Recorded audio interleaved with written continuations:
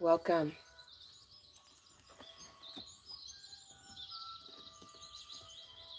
Let's go ahead and light the incense.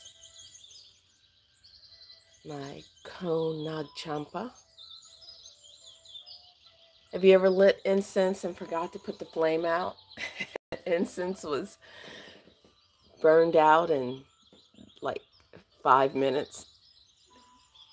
Okay. Here we go.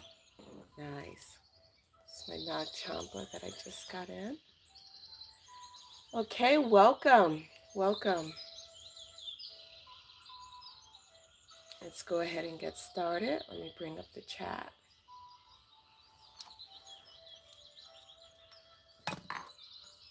And today in my cup, I have some very weak green tea.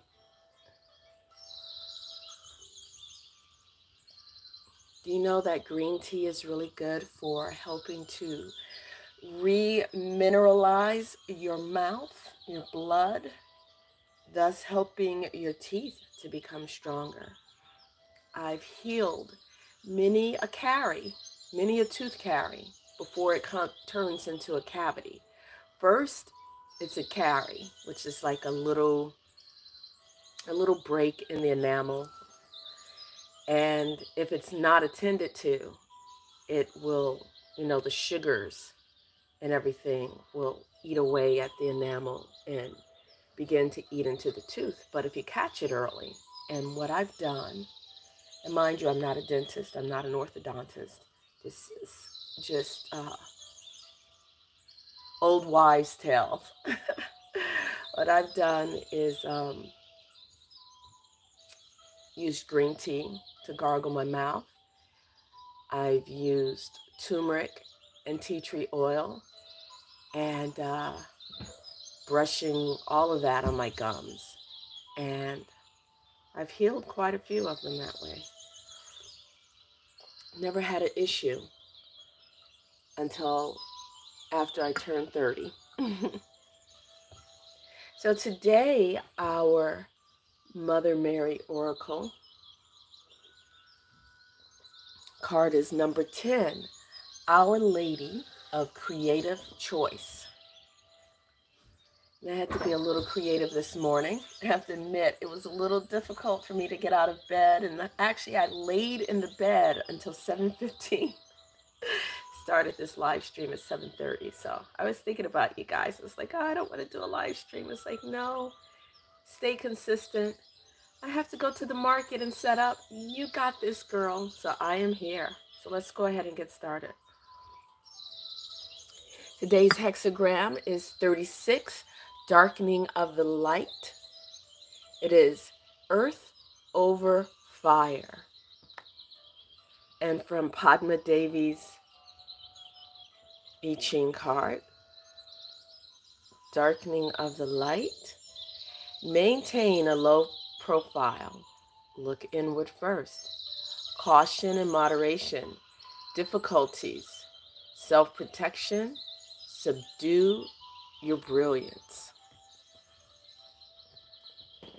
So, is there actually a time when we should not let our light shine? Cover up our light? Well, let's go ahead and dive in. First with Mother Mary.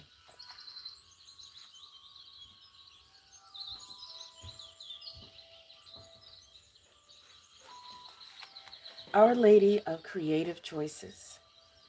You have my power within you, and you are free beyond wildest imagination. Do you know that you are a slave to no thing and to no one? You are a divine being with the power of creative choice. You can create worlds, my beloved. Even the smallest choice contains great creative power. Do not cast your power aside, my child.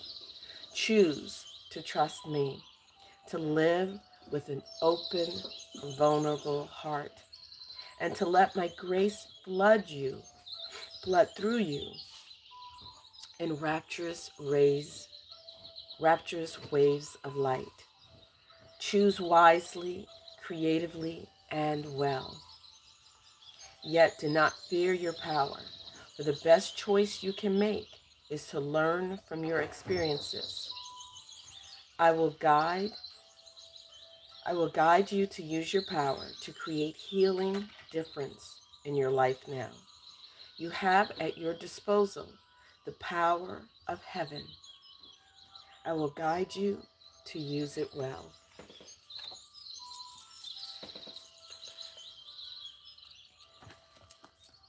Okay, hexagram number 36. Hexagram number 36, earth over fire. And we're looking at the fire Bagua to start off with. Radiance, eminence, innovation, cultivation, giving light, illumination, perspicacity, clarity, rapid movement, the sun, clinging, dependent, intellect, logic. The element is fire, the direction is south, the season, yellow path, cardinal, summer, season, low shoe, 9 halls, autumn, equinox. Life aspect, ambition, honor, fame, reputation. Medically, it's connected to the eyes. Small intestine, cardiovascular, autoimmune, metabolic. The chakra is the heart chakra. The animal is the phoenix and the pheasant. The archetype is the general, the minister. The immortal is Lu Dongbin, patron of scholars, the literati, healers, high magic, and invoked for banishing and exorcism. And the empowered state of fire, meaning the double hexagram, the double Bagua, is hexagram number 30.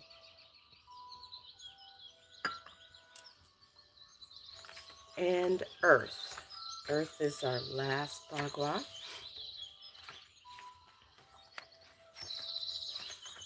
Receiving direction, yielding, receptive, submission to heaven, nurturing force, divine yin. Receptive energy, that which yields, material world. Earth is the element. Direction is southwest. Yellow path, cardinal spring, low shoe, 9 halls, summer solstice. Life aspect, love and relationships, motherhood. Medically, it's related to the stomach, digestion, spleen, pancreas. The chakra is the central seed, the beginning of creation. The animal is the bull. The archetype is the dreamer, the visionary. The immortal is Lan Kai He, patron of artists, creatives, intuitives, and peripatetics. The empowered state of hexagram of earth, the empowered state of Bagua earth is hexagram number 2. Does anyone remember what the first hexagram is? Oh, and by the way, I take requests, and I had a request for a shout out. So shout out to my son, Jax Tamir. So I just want to give him a shout out. He is the best son. Now I'm embarrassing him. Okay, so Kursan Hong, we're going to look at his translation of hexagram number 36.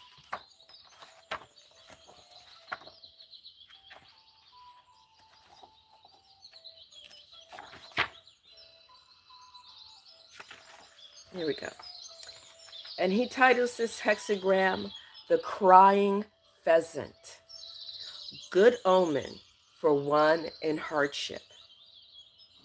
The crying pheasant is flying, its wings a drooping. A gentleman is journeying for 3 days hungering. One goes somewhere and is reproached by the host. That's not a good thing. The crying pheasant is wounded in the left leg. Good omen for castrating a horse. It will be strong. The crying pheasant is flying, chasing it southward. He finds the main road. For illness, no progress. He enters the left valley and captures the crying pheasant. Be careful without leaving home. Prince Jeezy captures the crying pheasant. Good omen. The pheasant stops crying. Transition. It soars to heaven, then plunges into the water. I don't know about you, but I have no idea what that could relate to. So let's see how Bitter Bell Win, her interpretive translation of Ming Li. Wait a minute. Do I have, I have the wrong one. Let me scroll up or turn the pages. Okay, of Ming Yi. The sun has descended down into the belly of the earth. It is a time of transitions. One will come to an end while another is ascending. Use the darkness to your advantage. Wait until the darkness is set in completely before you start the uprising. Use darkness to veil your light. Begin the resistance of light under the veil of darkness. Do not compel the change.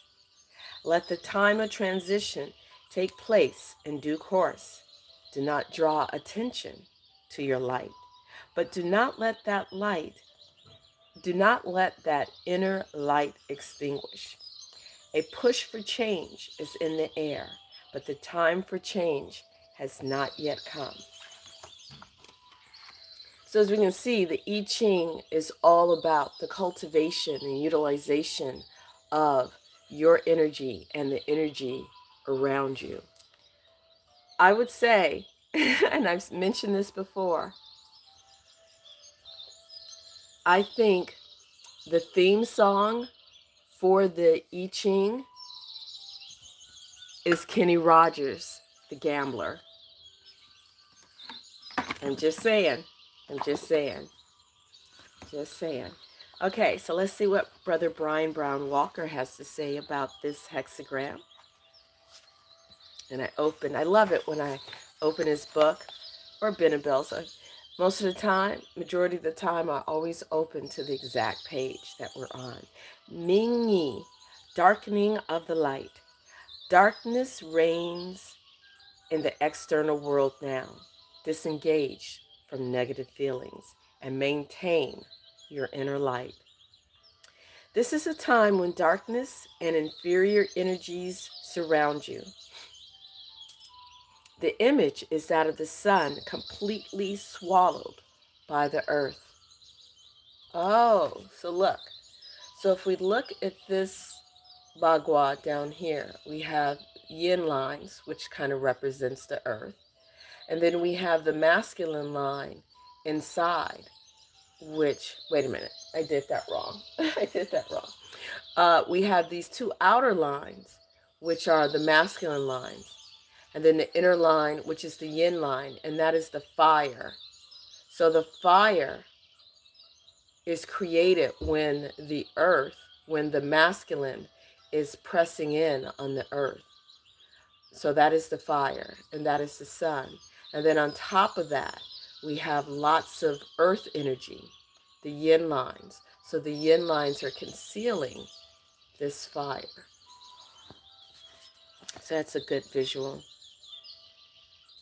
The only light left is that inside your own heart, and you are counseled to return to it, maintain it, and quietly nourish yourself with it. So actually we are hopefully coming up out of a dark time that has enveloped the earth, through mankind's own actions. But as we're still sort of surrounded in the lingering aspects of this darkness, we want to maintain our inner light, maintain our joy, maintain our peace while we are going through this transition. It is in dark moments that a correct attitude is most important. If we fight against the darkness, we are swallowed by it and suffer great misfortune. If we react to the lack of visible progress with despair and negativity, we extinguish our own inner light and block the aid of the Creator. So I'm going to look at that one more time. It is in dark moments that a correct attitude is most important. If we fight against the darkness, we are swallowed by it and suffer great misfortune. If we react to the lack of visible progress with despair and negativity, we extinguish our own inner light and block the aid of the Creator. If we try to persuade others that they must return to the light, we exhaust ourselves in vain now. In a time such as this, it is wise to adopt a stance of outer disengagement and inner perseverance. Do not focus on or interact with the negative influences around you. This only strengthens their grip on you. Step aside, yield, let go. Allow people and events to pass without attachment. Direct your attention inside to your inner light, your devotion to what is right, your conversation with the higher power. Progress can be slow, but there will indeed be progress. Remember that much of the work of the higher power is hidden from us, and that we enable and assist it by maintaining detached, accepting, and reserved in the face of negative influences. Welcome, welcome. All right, just going to take a little sip of my green tea, and we will take a look at our message from the Spirit Keepers Tarot. We're going to do 9 today.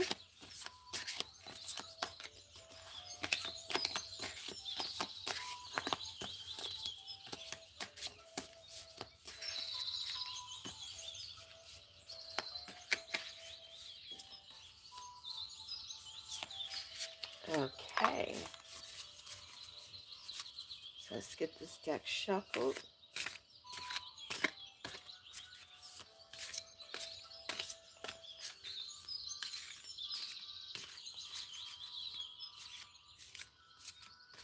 I really like the bone script, the ancient script for this hexagram. It's a beautiful imagery. Okay, so we're going to look at the 9th card.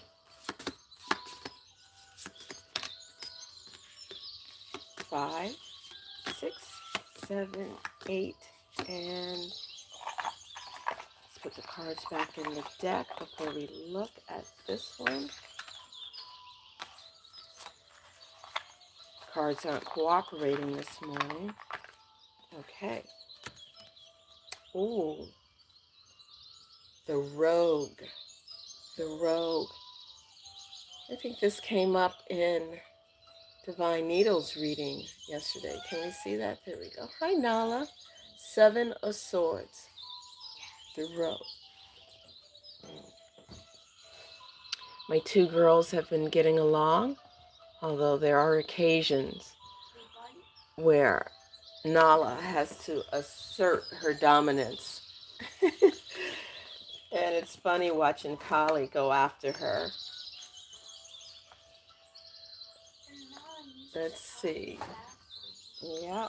Okay, so we're looking at the 7. Let's get the 7s. Realm of the 7s. Realm of the 5s. 6s. And there we go. Realm of 7s. Reasoning. 7 is a sacred number that represents the divine law. Pythagoreans called it the number of life.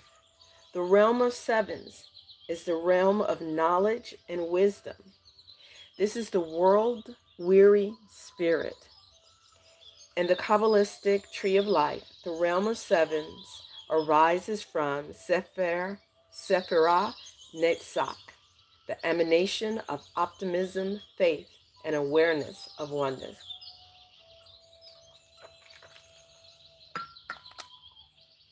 It is the emanation of victory and endurance.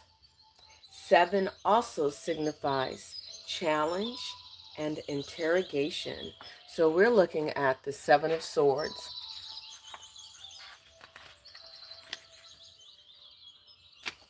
The Rogue.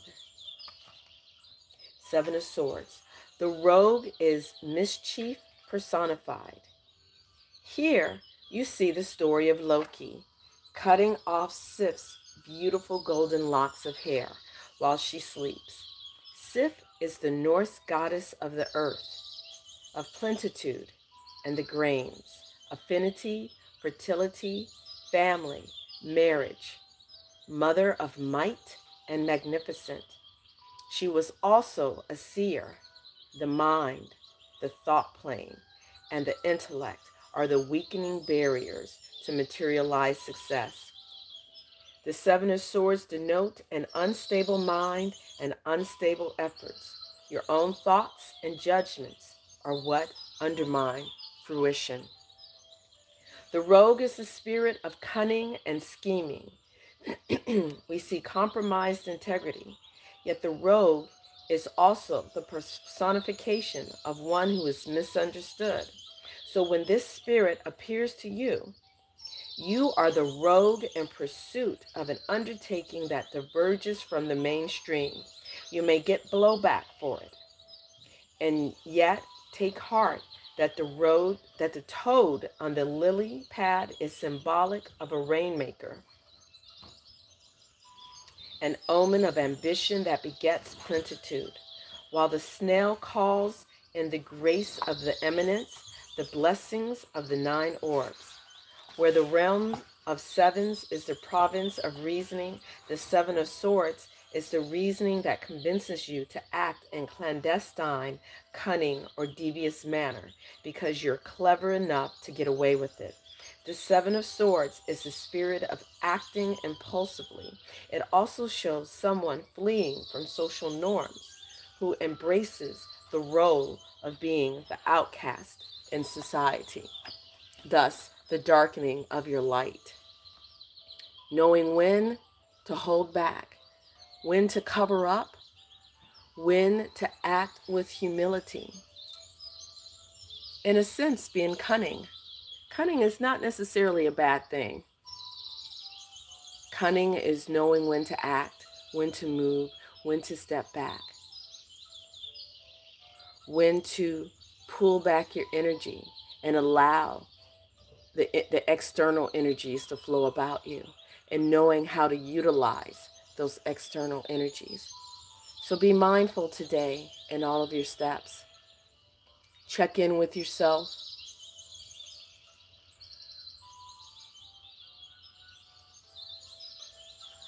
And in all things, remember to breathe.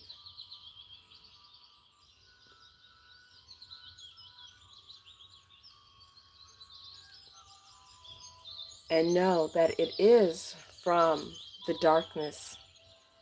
It is from within the darkness that our inspiration, cultivation of the fire can take place. So just remember that. Sorry, I got a little distracted petting this kitty on my lap. So I must go. I have to get the day started. I have a long day at the market. Need to make breakfast and do all of those chores. So have a beautiful day, and thank you for joining us for this daily meditation on Oracle and Tarot. I wish you peace and great bliss. Until next time.